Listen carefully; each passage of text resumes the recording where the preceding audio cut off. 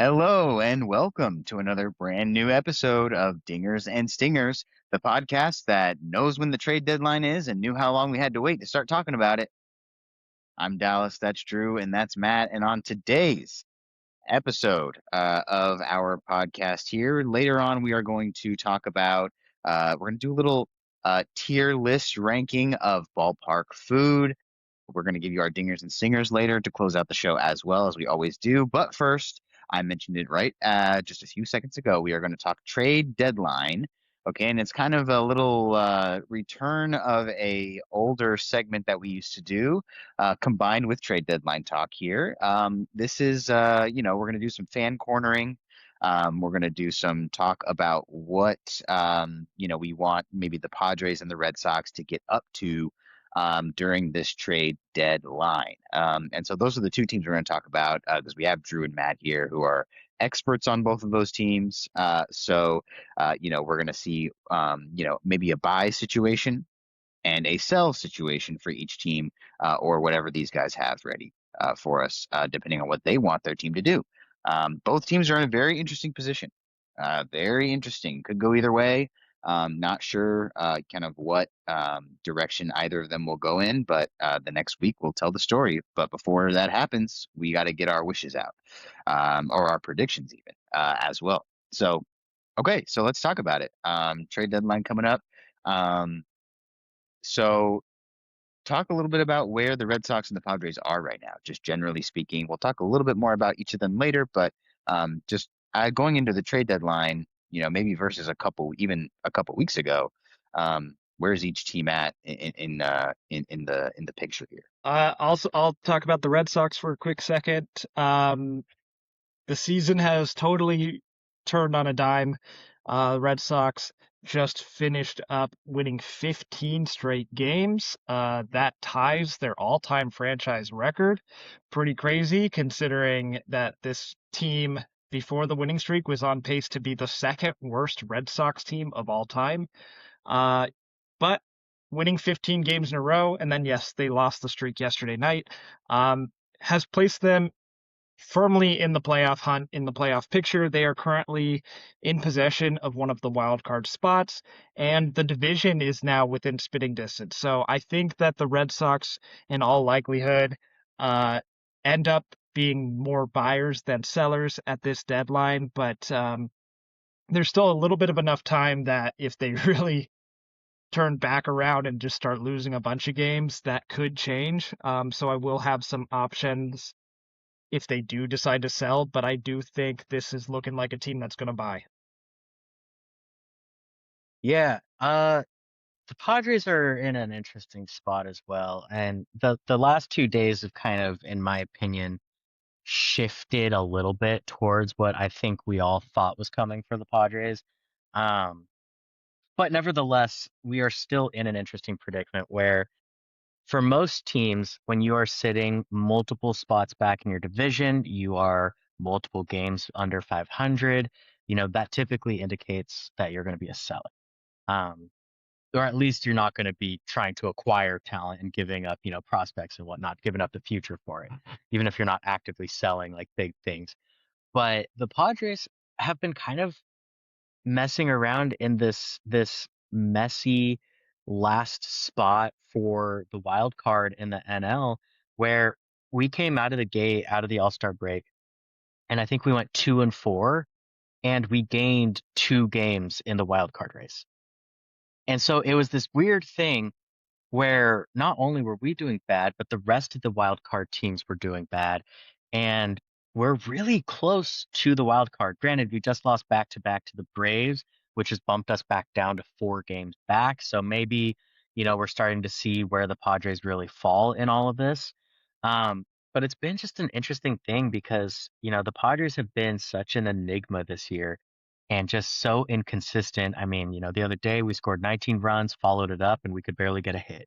And then we scored 8 runs, and then the next game we scored two. And there's just been no consistency from our offense. And the pitching staff has been just riddled with injuries, and that has led to us being one of the worst starting rotations in the league, and has severely taxed our bullpen. who has also now started to acquire some injuries. Notably, we've been down Jeremiah Estrada, we have been down Jason Adam, and so it's put us in an interesting spot where n- what we know of AJ Preller is he's going to be aggressive, and even if he's a seller, he's still probably in some ways a buyer. Um, and so I expect us to be active. I think the big thing and the obvious thing that everyone around baseball is talking about right now is Mason Miller available? And that kind of, in my opinion, is the Padres' determining factor. Are we buyers and we're going to try and add on to this, or are we sellers? In which case, we're probably sending away someone like Mason Miller. Um, and so I don't know. I just think with AJ Preller, I don't see an in between to those two things. I think we will either be acquiring and emptying out what little farm we have, or we're going to be selling and we're going to see potentially some like franchise altering trades. Um, and I think that could extend beyond just big names like Mason Miller. And so we will see. I'm very interested in all of this. And, there's the unknown factor of our new ownership. The paperwork just went through, so the sale is finally finalizing. And that's another factor that people haven't really talked about a ton in the media is our new ownership is very wealthy and are very big spenders for their other sports franchises that they own. And they have a public rivalry with the owner of the Dodgers. And so, could we see them be aggressive in trying to sell expiring contracts and some other stuff this year, and knowing that they want to spend big in free agency? I don't know. I don't know, but I think it's an interesting spot we're in. All of this, of course, being shadowed by a potentially, impending 2027 lockout. And what does that mean for the trade market? And, if you're trading for a guy with years of control, are you actually going to get those years of control? And I even my mind goes a million places with this because even like the Padres, should we be selling when our core is already getting old? We don't get that many more good years of Manny Machado. He's already having a tough year, and so it's just this interesting thing. And so yeah, I don't know exactly where the Padres fall, which is why it was hard to determine. Do we want to make a buying trade, proposition? Do I want to make a seller's trade proposition? Well, I don't even know what I want. Yeah. Yeah, it can be hard to know. It can be hard to tell. But we have situations for, we have some proposals for both kinds of situations here. So let's hit some trade proposals here and get to talking about them.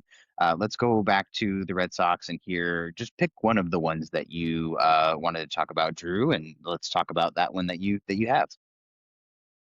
Yeah, so I came up with a few different ideas here, and I kind of put them on different tiers, right? So I think the Red Sox, like I said, I think they will buy. If they end up selling, then look for Sonny Gray to be on the move, look for Aroldis Chapman to be on the move, potentially some other guys as well. But I don't think that's the way we're going. So I'm gonna start in the top tier of trade, and that's gonna be what I call the holy shit tier, which is like definitely this is definitely still possible, but still unlikely enough that I would be stunned and I'd be thrilled if it happened. So I've got a couple moves on here. The first one would be trading with Dallas's favorite team, the Los Angeles Angels of Anaheim, and acquiring shortstop Zach Neto and he has the rest of this year and then 3 more seasons beyond that of control. I think he's one of the good young shortstops in today's game. Like, there's obviously a different tier for a guy like Bobby Witt or Gunnar Henderson, but Zach Neto is very good in his own right. It's a position that the Red Sox have struggled with in recent years, and he could lock that down defensively. He's a good bat in the lineup. Hits a lot of power for a shortstop, so I think he'd be a great fit. rumor has it that the Red Sox have already inquired about Neto in the past, in the offseason. Certainly they would be interested again. I think the biggest holdup here would be, do the Angels actually do a complete sell-off? We've seen the Angels be not in contention in past years and still never do the full-on sell mode. And even if the Angels do sell, like Zach Neto is a piece perhaps worthy of keeping anyway. So I don't really expect this, but like I said, that would be in the holy shit tier. And I think this would take quite a big package from the Red Sox. I think you would trade either Franklin Arias or Marcelo Meyer. Meyer probably topped out with a higher prospect pedigree, but he has struggled in his brief time in the majors so far. Arias just got promoted, I believe, today to AAA. He's been tearing up AA. Um, Either one would be the Angels' shortstop of the future, at least for now. So it kind of, pick your poison. Which one would you rather have? And then I think it would take more beyond that. I would have Connolly Early, who is, as we know, a major league caliber starting pitcher already. The Red Sox kind of have an excess of these young, controllable starting pitchers. I think he could be a nice addition for the Angels. I also have Kyson Witherspoon, who is one of our top pitching prospects as well, going to the Angels. And then just to give the Angels some sort of player notability in return, a guy that I think needs a change of scenery, would fit well in Orange County. Throw Jaron Duran in that trade and see what he can do with less pressure-filled environment on the West Coast, less eyes on you, less media attention. I've been ready to get rid of this guy for a while now, and I think I don't really care what we get for him, but if we could dump him in a move like this, I'd be quite happy. Yeah, sick. Hey, sounds good to me, man. We're not talking too much about the Angels today, but in terms of trades, but I'd like them to move a lot of people. They have a Guys, few pieces that I think they could get a good return for, but I'd like them to be moving. guys, why did I just get a notification from Sleeper Rams on the thing that just said the wait is over? Uh, Leagues can become active again. Like you can activate your No, no, leagues. no, no, no. Like the actual like sports news. I'm wondering if Aaron Donald just returned. Doubtful. I think I would have gotten an ESPN notification about that. Sleeper's quicker than ESPN, brother. But anyway, the Angels, I'd like them to be selling. So if this happened, I'd be thrilled. God damn it. And it's just jersey reveals. These suck ass. Okay, let's continue. I don't know what you thought was gonna happen here. Like I don't know what you Dude, thought was gonna happen. Uh, Sleeper's way quicker than ESPN. They would have dropped that like 5 to 10 minutes before. I promise you, Also, like, Sleeper's fast. we would Didn't I have been read hearing yes? stuff today. Like, come on, man. That's not gonna. You can't keep that quiet all day long. Like, come on, man. I I think I bet you read could. yesterday that his decision is not expected to be imminent, right? So, Yeah, but but that's what they anyway, would say if it was. Anyway, continue. But yeah, we can go to the Padres now, and talk about there's a trade in the similar category to what Drew just gave in your Padres trade ideas here. So why don't we hit that one? Keep the category the same here. The category of being a buyer? The category of being a crazy trade, a massive deal. Yeah. Hell yeah. So I've made two, but this one is definitely it would be pretty crazy. But it's the kind of thing that I could see AJ Preller trying to do. Granted, there's a contingency that one of the players we're trading for has a no trade clause, and that would have to be waived. Um, but I mean, there was rumors about this player even last year being willing to potentially do that. Um, and on a year where he's actually doing pretty well. So I think an ideal trade deadline for the Padres, if we're going all in, is let's empty out the farm. Every last bit we have. I mean, we're talking giving up like basically most of our top five, if not all of the top five, couple more. On top of that, I have the Padres going out and acquiring Joe Ryan, who still has a year and a half of control, and Byron Buxton, um, both an inflated contract for the Twins, but also someone who's performing well on a not performing well team. Um, and so this solves a couple different issues for the Padres. One, we have, I believe, by positional OPS, the worst DH spot in baseball right now. He would slot right on in there and not be that. And he could also spot Jackson Merrill in the outfield. He could spot pretty much any of them in the outfield, but we'd be able to keep him hopefully healthy. And then Joe Ryan obviously would be either our ace or our number two, depending on who the Padres just wanted to slot in. I think it's less important calling him the ace or whatever, but he would be great. Our rotation has just been depleted.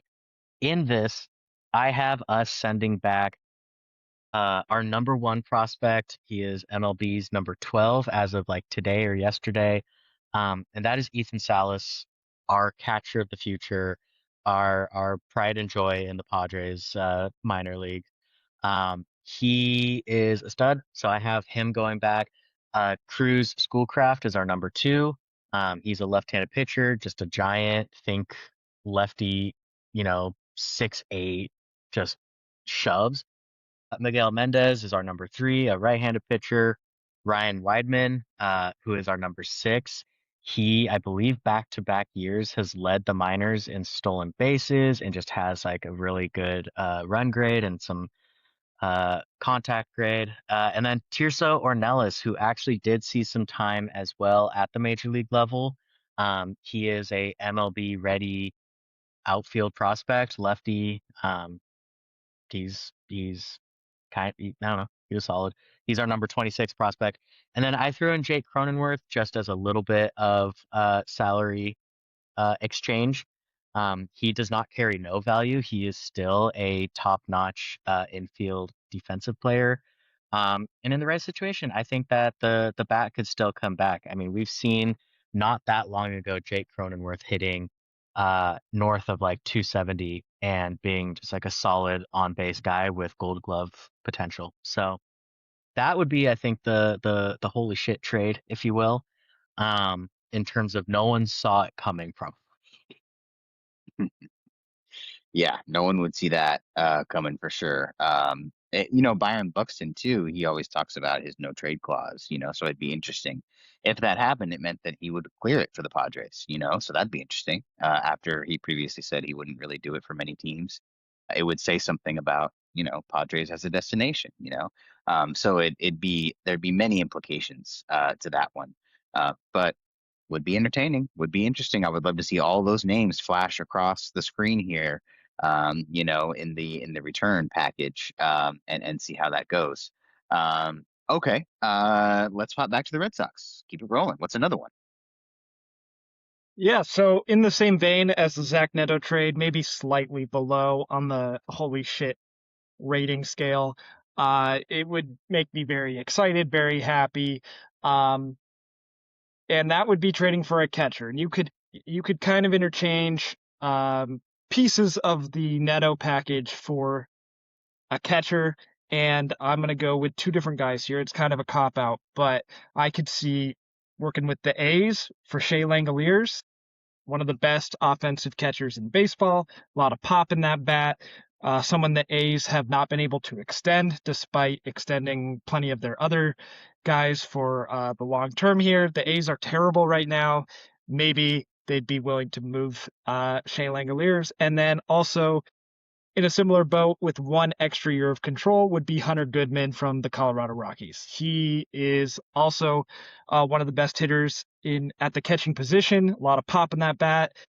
Interestingly, he has better On the road road. numbers than he does at home. So, like, if you're worried about that Coors factor, maybe he's a guy that doesn't matter for quite as much. Both guys pull the ball in the air a lot. Would work very well at Fenway Park. The Red Sox have been looking for their long-term answer at catcher for a long time now. We thought maybe it was Carlos Narvaez, but he took a major step back this year.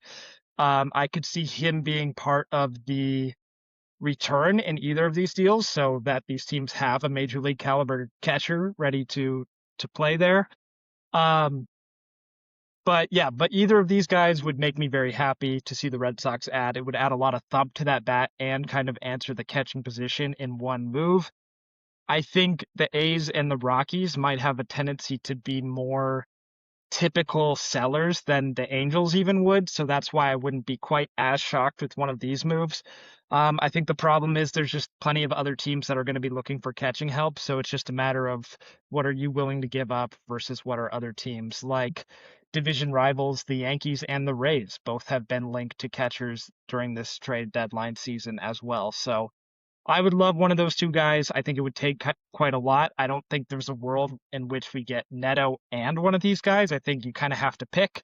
Um, but yeah, I would love to get a new catcher here in Boston. Yeah, much You guys needed want Freddie position. Fermin? Yeah, Nah. yeah, um, yeah. That one's a tough sell. Yeah, that's That's the you got to really Ferminator. pitch pitch for that. Okay, so you know Drew might not be the only one that might be diving into the Rockies for a look here, based on what I'm seeing in our little rundown here. So Matt, I want you to give your you have a little like a short trade here that if the Padres are buyers, and then I want you to give your big selling trade for the Padres too. So you're Yeah. going double here. So I had honorable mentions for both of my trades. These are just trades that I thought were cool. They're a little bit more surface level. They're less prospect and dense. They're more just like player for player type stuff.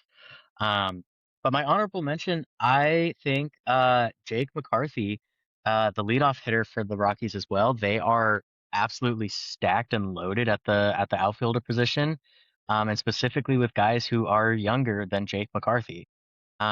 And so if the Rockies really are in a selling position and a selling mentality, this is the type of guy who could be seen, even though he does start, he could be seen as kind of the man on the outside of a starting trio of outfielders for the future. And so trading someone like that and trading from our strength of the bullpen, just a 1-for-1 Jake McCarthy for Jeremiah Estrada. I feel like that's like pretty solid value back and forth. We get a guy who can play left field for us, is going to improve our lineup, and they get a guy who low key for the Rockies might even be their closer. Uh, like Jeremiah Estrada is a very talented bullpen guy. I don't think that he would be throwing in the sixth inning for most teams like he is for us. So, um, but my big, trade package here, the big boy, this would be if we were moving on from Mason Miller. And now you can pretty much point to any team and say, yeah, they want him. Yeah, they want the best, closer in baseball. They want this alien of a closer. And yet, specifically, when I look at what we gave up for DeVries, for a guy who, yes, had one more year of control, but also had like a 2.5 ERA and was not quite the dominant guy that we see this year, I think the return would have to be at least similar or would need to stack on even more players or MLB ready talent on top of a blue chip kind of player, or prospect, I should say. I looked through a lot of teams' prospect lists. I looked at which teams had the most top 100 because, Leo DeVries, when we traded him, was either the number 2 or the number 3 MLB prospect. That only leaves 2 or 3 teams that could match that. So I decided, well, let's look at, holistic boards here. And the team I ended up falling on, which I think would be really interesting for both sides, is Milwaukee. Milwaukee has one of the most loaded top 100 farms, just one of the most loaded farms in baseball as is, but specifically their top 100 is really strong. Um, and on top of that, you think about what Milwaukee is able to do and how they're able to maximize some of these guys. And you think about a game where you might see Jacob Mizorowski go 8 innings, throwing 105 miles per hour deep into the seventh and eighth inning, and instantly followed up by Mason Miller. Like, that's just nasty business. And they would have, 3.5 years of control left. which is exactly what the Brewers like. They do not want to be spending big bucks on players. So getting a guy that they can control for this long, um, I think works really well for them, especially considering, I think they have three guys who are in AAA right now that they've signed to long-term contracts. All that to be said, I have them trading Luis Pena, Josh Adams-Zewski, something, Jet Williams, Braylon Payne, Bishop Letson. We don't need to get too deep into Brewers prospects here in Brewers Farm, but it would be a loaded return full of guys who are top 100 prospects. Um, and I would be heartbroken still to see Mason Miller go, but if we're gonna do it, Luis Pena has a FV value of like 60, which is about where Leo DeVries was. So we're at least getting a similar blue chip type of return, um, plus some, given where these guys rank in the farm system versus where our guys last year did. Um, yeah, I think this would be a massive trade, and obviously this would shift a lot of things for the Padres and our outlook. Yeah, I hope that's not the direction we go. Yeah, eye popping in a different way for sure. It's that thing of, you see the big return and you're like, okay, great. But then all of a sudden, one of your favorite guys is gone and you have to get to know all these new guys, which is like, never feels great. But okay, one more Red Sox trade you have, Drew, right? Yeah, I have another one. Let's hear it. This would be of the three the least exciting, but I think maybe also the most realistic.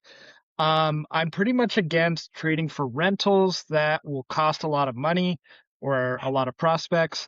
But there's, I think, a sweet spot that can be made with a familiar trade partner for the Red Sox over in San Francisco. The Red Sox could use another top of the lineup type bat. They could use a middle infielder, someone who's actually taken tremendous strides this year defensively. Casey Schmidt. Casey Schmidt is definitely a name I could float around, but I'm talking about Luis Arraez here, the former Padre Whoa, as well. Um, whoa. Someone who I think, the other three names I listed for the Red Sox, there is not 100% certainty that any of those guys will be moved. I would be stunned if Luis Arraez is still on the Giants after the trade deadline. So I think he's going to get moved somewhere. And why not the Red Sox? I don't think it would take as much at all as these other names. I think you could hold on to the high end prospects. You could trade, let's say, like a Mikey Romero and a Hayden Mullins for Luis Arraez. And, because as good of a year he's having, he's not going to be, it's only for the rest of this season. He's someone who, MLB teams, for whatever reason, don't like the profile. He's just, he's a high batting average guy. That's what he is. And it's rare in this league, but that's about all he does. It's a bonus that he's been playing some good defense this year. I think some contender is gonna slot him into, the top third of their lineup and see where they can go. So I'd be curious to see what it would take for the Red Sox to get him. For context, the Padres, when we gave up or when we traded for him 2 years ago, 3 years ago, 3 years ago, we gave up a random reliever, Woo-Suk Go, and then we gave up our number 6, our number 9, and our 13. But that was also 2 years ago, and he had control. And it was So like a yeah, May trade, right? So it was like even yeah, longer of that year. it was an early trade, May 4th. Yeah. So So almost another year on top of that. Yeah, not quite the batting champion he used to be, but still worthy of taking a look at, to be sure. Dude, in Boston, you might see his home run numbers pop up a little bit. slap it over the monster. Why not? Why not? No, he's going Um, to the short porch. He's a lefty. Well, you mean the one little section The where you little can the hit little it for corner. 305 feet? Yeah. That's his perfect. That's the perfect Luis Arraez home run. Is hitting it 305 feet. Yeah.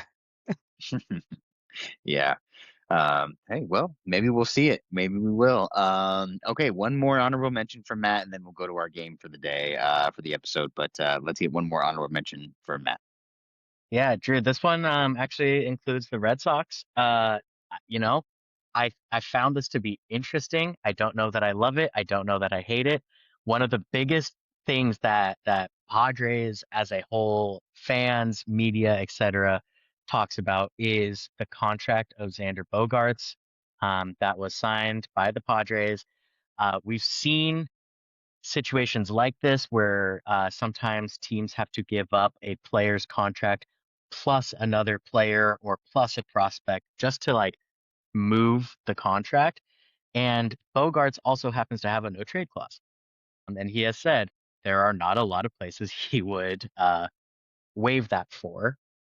Part of me feels like he would waive it to go back to Boston. And so in this scenario, and this was just thrown together from the heart, this was not done with any research, nothing. I said, okay, Bogarts has one of the most underwater contracts by value in baseball right now.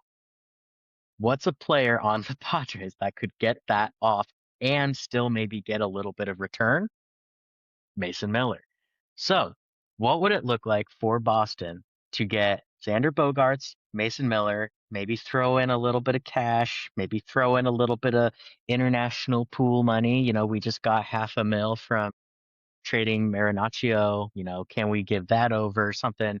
And in return, we would then take a guy whose contract you guys don't seem to love in Yoshida, and we get someone who we can build our infield around for the future in Marcelo Meyer, who you were just talking about as someone who has underperformed so far at the big league level.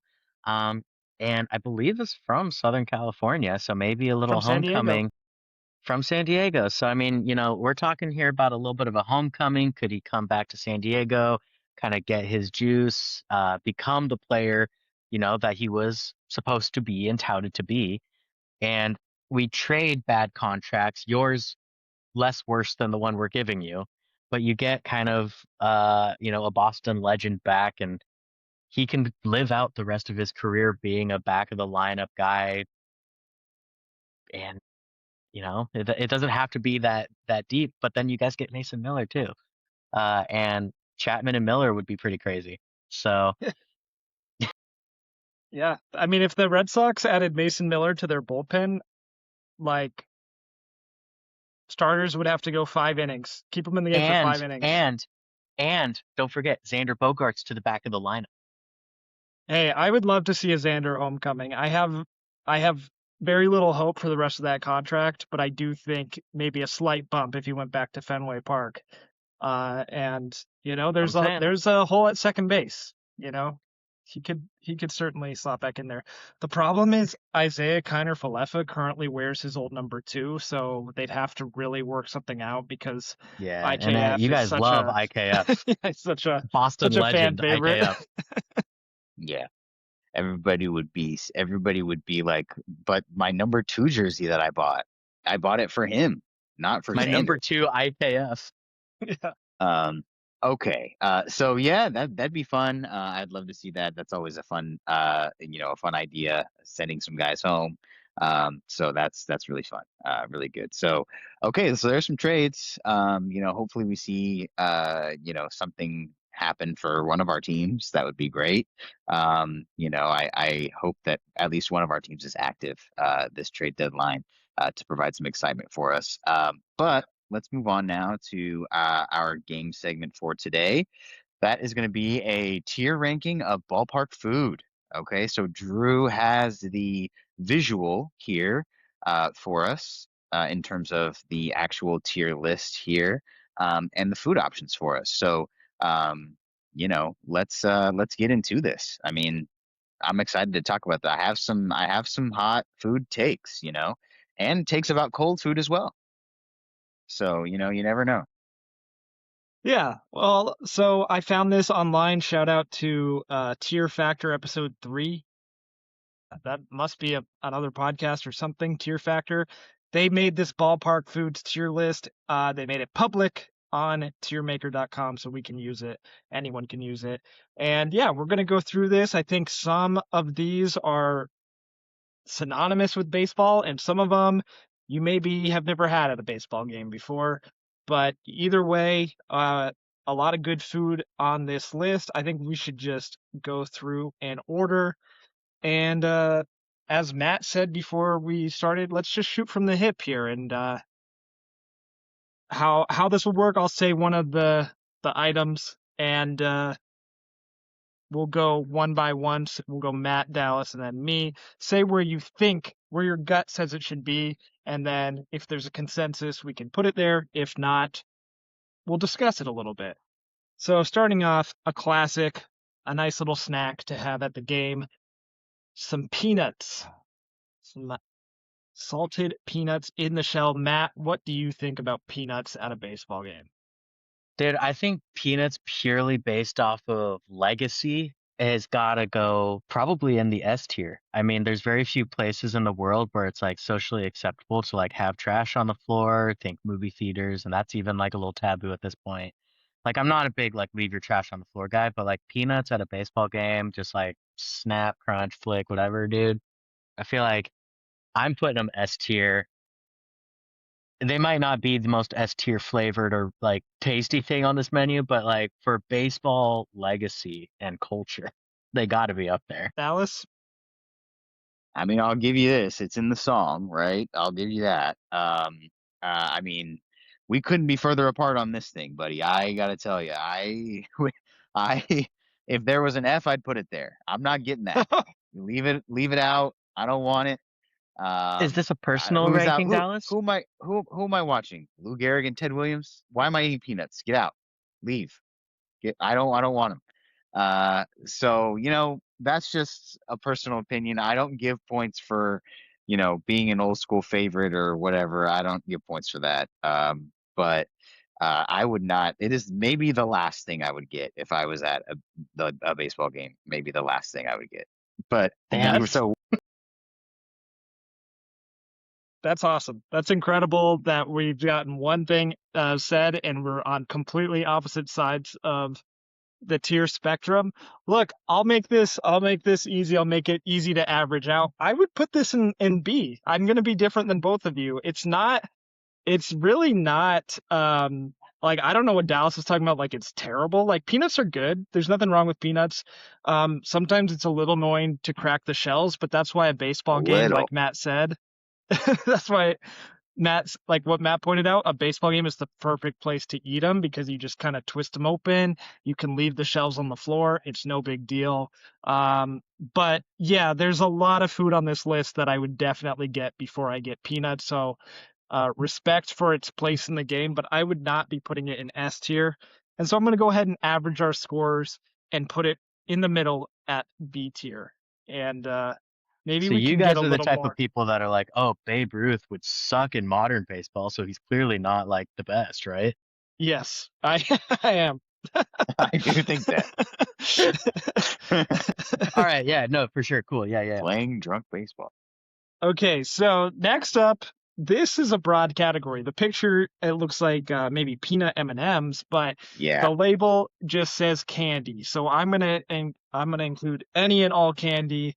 I know they have a fairly limited selection at ballparks when it comes to candy, but um, hey, ain't nothing wrong with it. So Matt, he disappeared from my screen for a quick second, but I'm curious, what do you think about candy as a ballpark food? Candy to me is too broad of a statement. I think there's so many different types of candy. There's a lot of candy that would really, really upset me at a ballpark. So I'm gonna go ahead and put it in either like the C or B, like right on that borderline.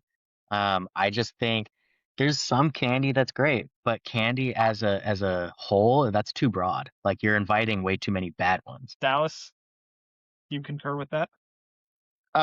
Yeah, for the most part. I agree with the sentiment. I think I'll add that, whether we're talking about chocolate or, something that's, fruit flavored, with the time of year baseball takes place, at least the majority of baseball, if you're there, we might get melty, and I don't like that. I don't have, wet wipes available to me readily. I'd have to think about that. So I would say that that's what takes it down for me from if it's going to go anywhere in B or C, I'd say that's why.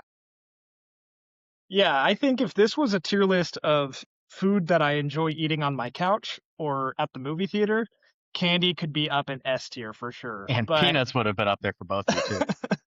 but yeah, at a baseball game, it's just not something I think of. I'm not thinking, where's my candy? I want to watch the local nine out there. So I'm gonna agree with you guys. B C tier. You know what? We already have something in B. Let's put it in C for now. That's subject to be moved up if we don't like the other things around it. But that's a good place to start.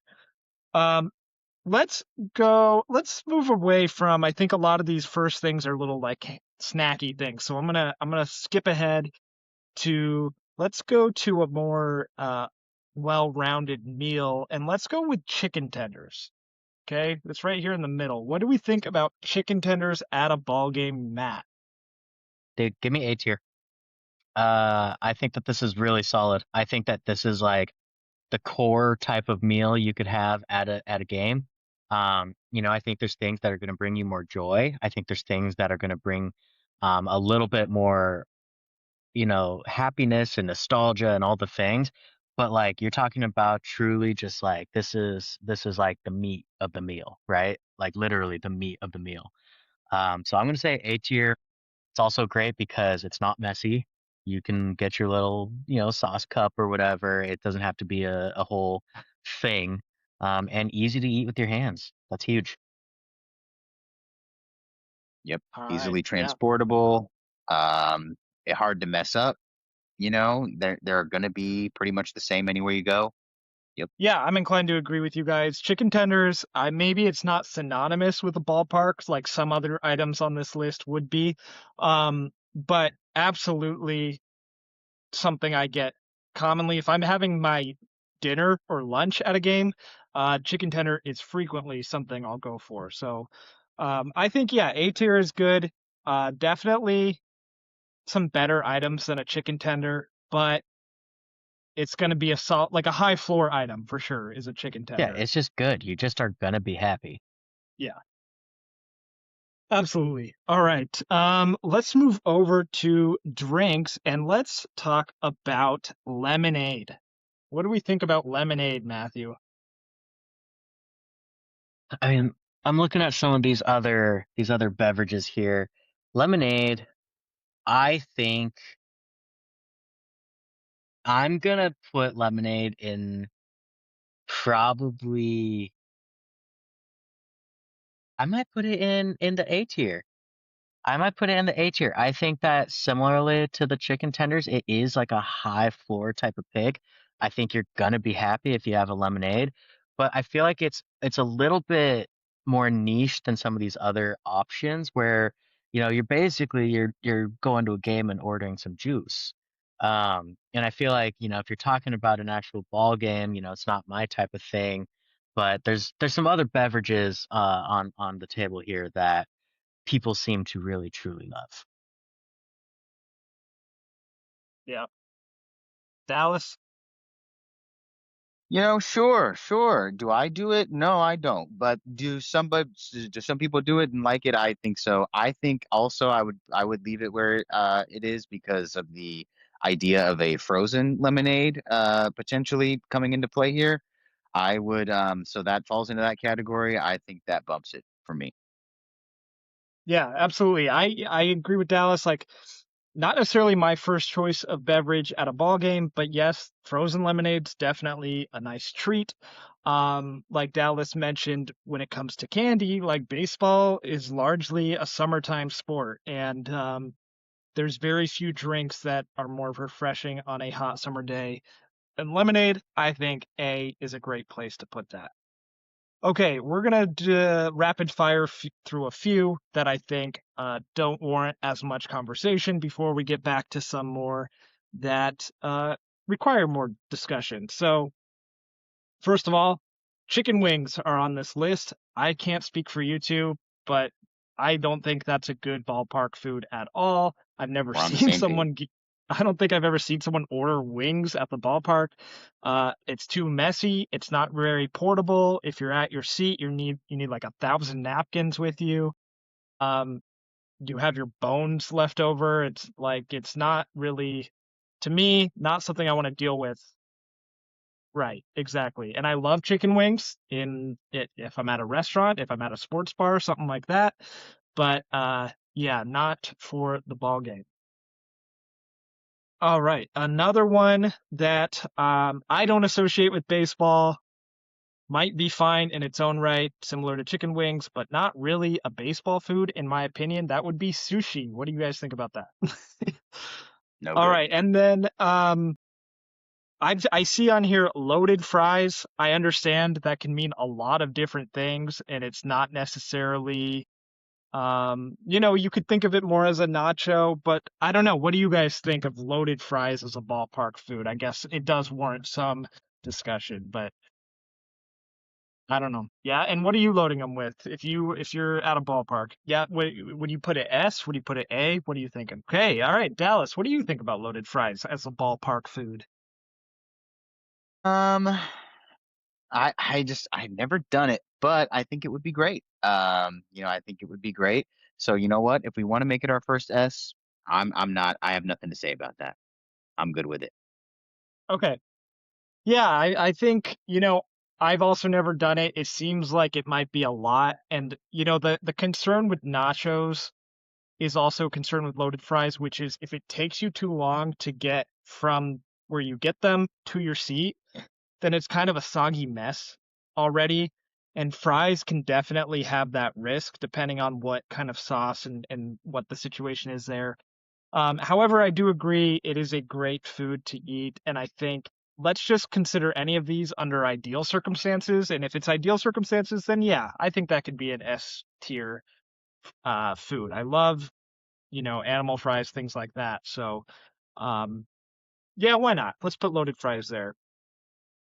All right, what about some easy S tiers? And maybe I don't know everyone as well as I think, but when you're at a ballpark, a hot dog has to be an S tier item. I understand sometimes they're hit or miss, but I mean, what's more iconic than having a hot dog at the ball game? What do you guys think about that? Yes. All right. I'm gonna put it in front of loaded fries. I feel like a hot dog is the thing you think of for ballpark food. And Totally. um I think I'm gonna link these two, and again, let me know what you guys think. If you're an adult and you like to have an alcoholic beverage every now and again, then I think a beer would be an S tier item at a ballpark. And then I think soda could be, the non-alcoholic counterpart to that. Having a nice cold souvenir cup soda at the ballpark, I think both of those things could be S tier in my opinion. What do you guys think? Absolutely. And look, this is a grown-up podcast. We're grown-ups and we do it. So, I mean, we got to do it. I like to get a beer and then my wife will get the big souvenir soda and I can just like have sips of that throughout the game while I have a few beers. That's kind of my ideal. All right, another one that I'm thinking is probably S tier, but again, I need your thoughts. That's going to be the ice cream in a helmet. Okay, you get a little souvenir with it. You get some soft serve ice cream. I understand soft serve is not always the most ideal type of ice cream, but at the ballpark with the little helmet, you get to put it on your head when you're done with your ice cream. What do we think about that as an S tier item? We got to have we got to have one dessert up there Yeah. at least. And it may not be my favorite dessert on this list, but it's definitely the S tier ballpark dessert. Is getting the little helmet Mhm. with ice cream in it for Absolutely. sure. All right. No, they don't have cookies on here, but they do have the chip which is the ice cream sandwich that's made of chocolate chip cookies as the bread of the sandwich, if you will. What do we think about the chip which? Definitely a tasty treat on a hot day. What are we thinking? I Ooh, ah, Yeah. a little too melty for Matt. Chip which I like in life, but that ice cream in the helmet comes with the bowl, so all the ice cream can melt inside the bowl. Okay, that chip which is melting right on my hands. All right. I'm thinking, yeah, let's put it in C tier because I don't think it's quite as egregious as some of these other that we have in the No, D tier, our bottom tier definitely so not. far. So I'm gonna put Chipwich down there. Um, okay, what about some simpler items that these are ballpark staples, like for example, the pretzel, the soft pretzel. What do we think about the soft pretzel as a ballpark food, Matthew? Yeah. Yeah, S is getting a little big right now. There might not be much left that goes up there, but I think it's getting a little big right now. We need to fill out the middle of this thing. Yeah, the way I'd put it, pretzel's very good like snack item at a ballpark, especially if you're not planning to eat like your meal at the ballpark. The pretzel is a great thing to grab. But yeah, I'm not gonna put it a tier above chicken tenders. I'm just not gonna do that. You know, it can be on par with chicken tenders, but I'm not gonna put it above. For a different mood, sure. And then another one that is a staple is the nachos. Okay, what do we think about nachos at the ballpark? I have to recuse myself from this one because I have an opinion that's formulated by personal trauma. So, Ooh, have at it, boys. we got to hear that story first of all. Yeah, yeah. Rank it, and then I'll tell the story. Okay, yeah. Yeah, I think the problem with nachos is that your chip is either way too loaded with the cheese and the toppings or not loaded enough at all. Um, and then yeah, it can be messy. And like the fake hot nacho cheese that comes out of the thing, it's just, there's something about it that's like a little bit off. You can eat it in a pinch, but it's not gonna be that's never gonna be my first choice. I think, yeah, B tier is the perfect place for nachos. But curious to hear It's a, what Dallas has to say. it's a perfect setup for what I have to say because when I was in the fifth grade, I would go to the yeah, well that yeah, and then also the nacho thing. Uh, but I would go to the minor league hockey games in my hometown with my grandpa and my uncle.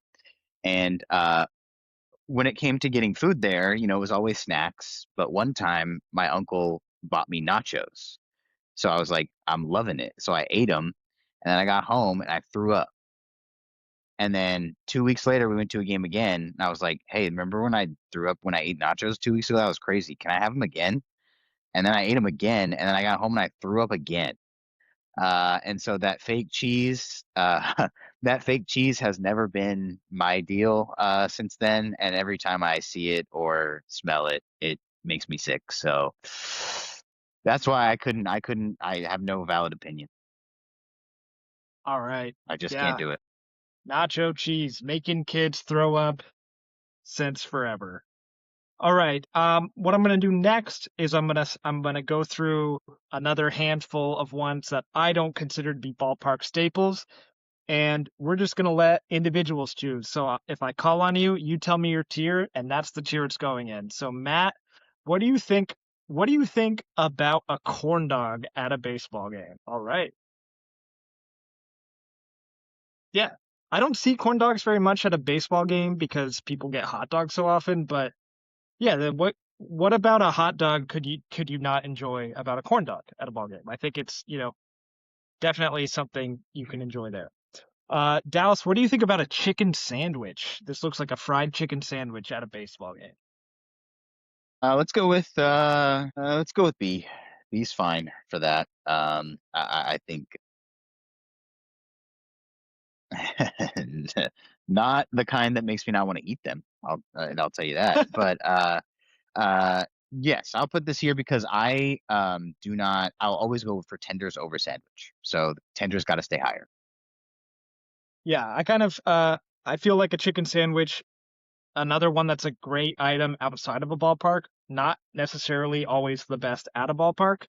And for that, I'm gonna put burger in the same tier. Same boat. Like, you can usually find a better burger, a better chicken sandwich somewhere else than at a baseball game. But every baseball park will have these as an option. Some of them have like really fancy versions of them that you can get. So if you're like a foodie and that's how you enjoy baseball, I think there are good burgers and there are good chicken sandwiches you can have. But in terms of just enjoying the game at your seat, not the best food for that. So I think, yeah, I'm going to put it B tier as well. All right, Matt, back to you. This time we're going to go with mac and cheese. What do you think about mac and cheese at the ballpark? Doesn't feel great. Yeah, I agree. Another food that if this was a regular food tier, mac and cheese would be pretty high. But yeah, ballpark, that's not what I'm going to be going for. Um, all right, back to you, Dallas. I'm going to give you the pulled pork sandwich, barbecue pulled pork. Uh, C,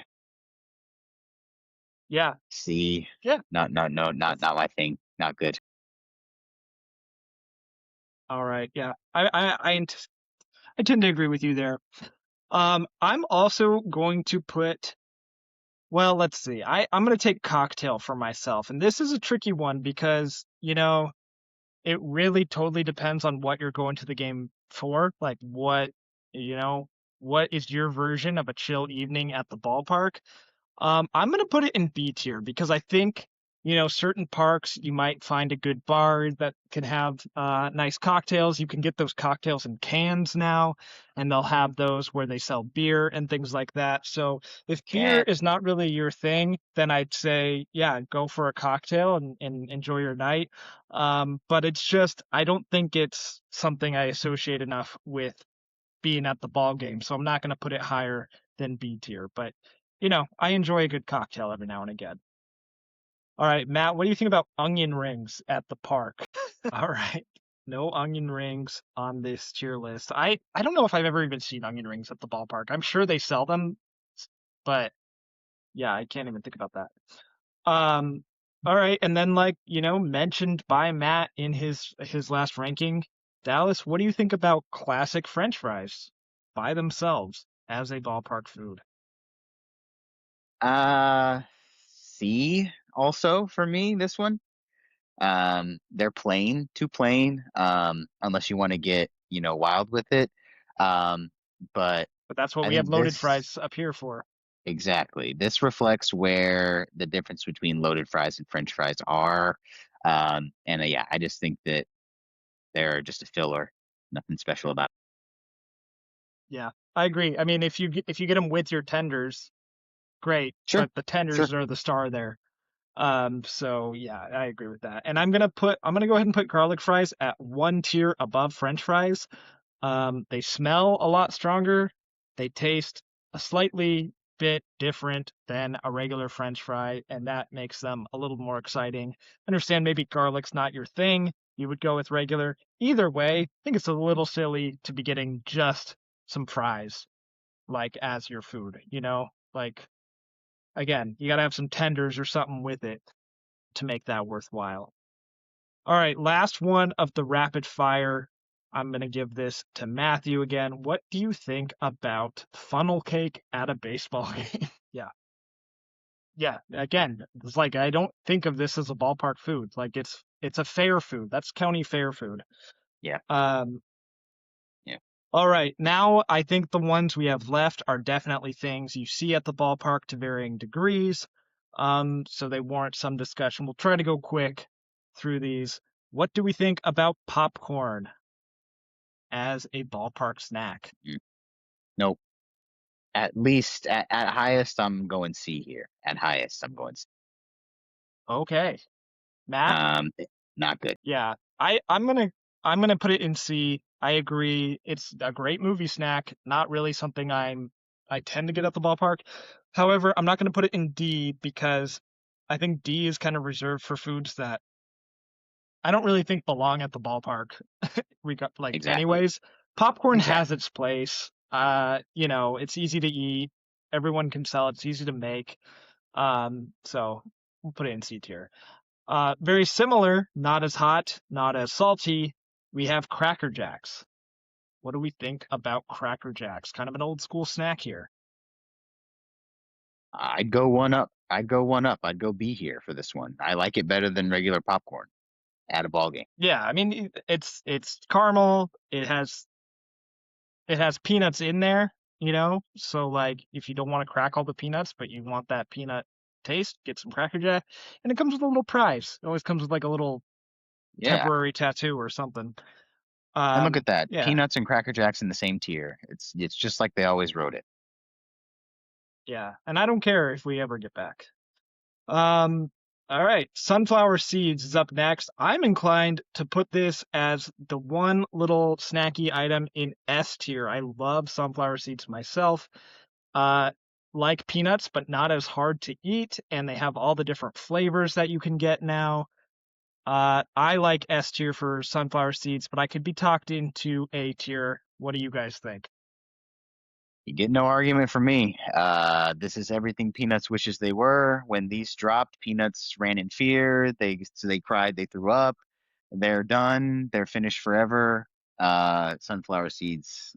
You'll get no argument from me. And the only one of these items that the players can also partake in, and it won't feel weird. I guess water and Gatorade are also down here. We'll get to those, but yeah, they'll take the nacho from the fan. All right, cotton candy. This is one where if I did this tier list 20 years ago, it would have been an S. Now I'm more inclined to put it down on C or maybe B. I could be talked into B, but what do you guys think? I just think it's so sweet and sticky now that it's just not something I really like to eat so much. Yeah. See? It can't be D because of that gif of the little girl with the blue cotton candy where she's like freaking out about it. That's like Yeah. ballpark standard gif. So it's gotta be we gotta give it a little respect and put it in C because the kids, they really do love it.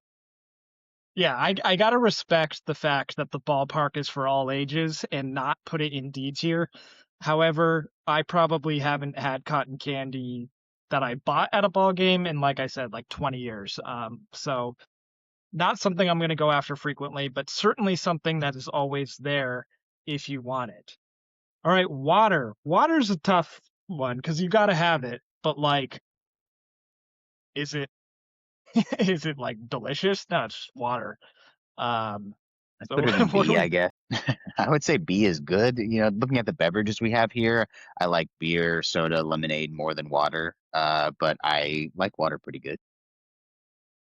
I mean, you got to have water on a hot day or else you're going to get sick. But it's like, yeah, I mean, that's the thing. It's like, I got to have it, but it's not that I got to have it because it's so delicious and like adds so much to my experience at the ballpark. So I think B is a nice, safe place to have water. What about Gatorade? Now I feel like this is more for the players. I can't think of having Gatorade at the game. I guess they probably sell some sort of sports drinks at most parks, but I'm gonna be same as water. Can accomplish a similar thing to water. It's for the athletes. I don't need it while I'm sitting there, but a refreshing Gatorade is good. All right, how about the sausage with peppers? So this is not a hot dog, it's a bratwurst or something like that. You got the grilled peppers on there. Some really like it, some do not. It can be polarizing. Yeah, I think if you polled the Great Lakes region, they would have it in S tier for sure. Maybe Southern California slightly lower. Dallas, what's your thoughts on sausage and peppers? Personally, I do go for it. I would probably, if I was doing this list myself, I'd probably put it in A, because I don't go for it as much as a hot dog, but I do go for it more than anything else, really, main course wise on this list. So that's gonna have to be where I stand on it, but it might not end up there. I'm totally cool with A. I like the sausage with peppers. I really like these after the game. Sometimes the vendors outside the parks will have them. Not every park has that type of thing. I'm into it. I think it's just as easy to eat as a hot dog can be. Same type of vibe. It's just pick your poison. I'm cool with it being an A tier. That's 2 votes for A. Matt, sounds like maybe you are on a different page with us than us on this one. Matt washes his hands of that pick. Yeah, he doesn't want a part of Uh, it. Matt, what do you think about a cheesesteak at the ball game? So Yeah. No, I agree with you, and it's like it can be very delicious. I love a cheesesteak, but yeah, it's kind of too difficult to eat. Uh, cleanly to really be a top tier ballpark food. So yeah, I'm inclined to agree. Putting it next to burger and chicken sandwich, it sounds good to me. Mhm. Dallas is nodding. Yep, Seems like he agrees. I'm with it. All right. This one is one of the last ones that you can get pretty much at any of the standard little food stations at any old ballpark, and that is the pizza. Now, some places might give you a slice, some places might give you your own little mini personal pizza. Either way, however you have your ballpark pizza, Matt, what do you think about ballpark pizza? Right. One vote for Yeah. A tier. Dallas, what do you think about that? Yeah, I'm with the A tier for this one. I think this is right there with sausage and peppers. It's right there with a pretzel too for me, as far as what I might look for. Yeah, absolutely. And personal anecdote is that when I was a kid, I didn't like hot dogs at all, so I would get pizza quite Whoa. often at the ballpark. That was really my go-to growing up, was to get some pizza. And I think growing up going to T-Mobile Park when it was called Safeco Field up in Seattle, I think it was a little Papa John's pizza that you got. Oh, It was cool. pretty good. Pretty good. So yeah, I'm cool with pizza being an A tier ballpark food. That brings us to our final five on the tier list. We'll try to burn through these. What do we think about tacos? This could be similar to, Matt talking about the cheesesteak being an East Coast thing. Tacos could be really a West Coast thing. I think if you're at Petco Park down in San Diego, tacos might be an S tier food you can get there. But, um, if you're in somewhere else, I don't know, Minneapolis, might not be the best food. So I don't know. What do you think, Dallas, about tacos? I I don't think so. I think for a ballpark, not very good. You know, um, I haven't ever really had one that I've enjoyed at a ballpark before. So this would probably be C. I would put it there. Yeah.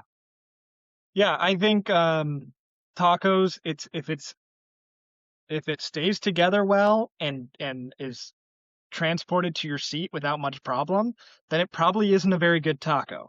And then if it falls apart, then it's not a good experience to eat at the ballpark anyway. So, yeah, you're not going to really find that happy medium there. I agree. Tacos being a C tier food.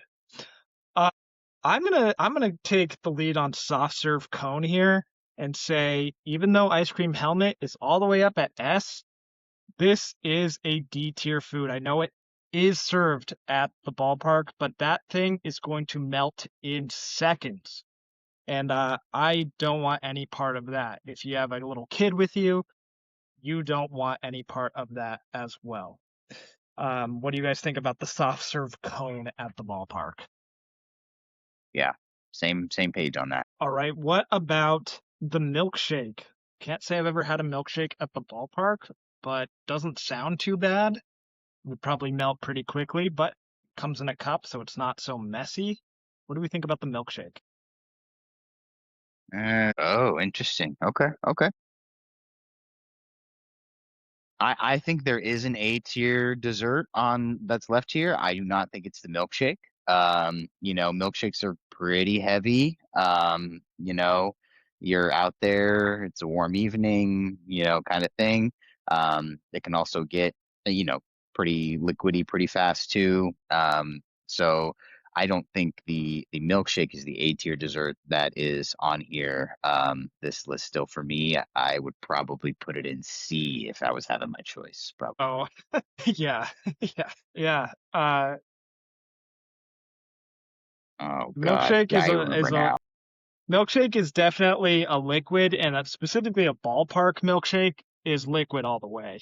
Of Um, course, yeah. I think that arguments about the the matter, the form of matter that milkshakes are aside, I I think I'm gonna go ahead and split the difference between you two and put this as B tier because I think yes, like it's not gonna be as bad as like a melty ice cream. It even if you don't want to drink it anymore, it's not gonna be a mess. But I've seen a lot of ballparks doing these like really crazy. fancy, all sorts of topping milkshakes at their ballparks, and it's like their signature dessert item. And to me, that is overkill. I don't know who has the time, energy, or space to enjoy that at a ball game. It's too much. So I'm gonna put it in B tier, and I'm gonna agree with Dallas that Dippin' Dots is an A tier dessert. No, that's not what I meant. Uh, I will say though, just for the record, love to stop through like a Jack in the Box or like an In and Out and get a milkshake on the car ride home from the baseball game. Love to do that. Love to do that. yeah, they start out But pretty solid.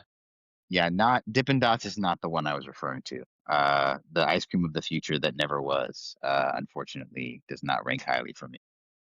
Okay, so yeah, so we got a disagreement here. So you think churro is an A tier dessert to have at the ball game, Dallas? I I could think see it the is argument there. Easy to eat, um, cinnamon sugar, baked, good. crispy. Usually not too big.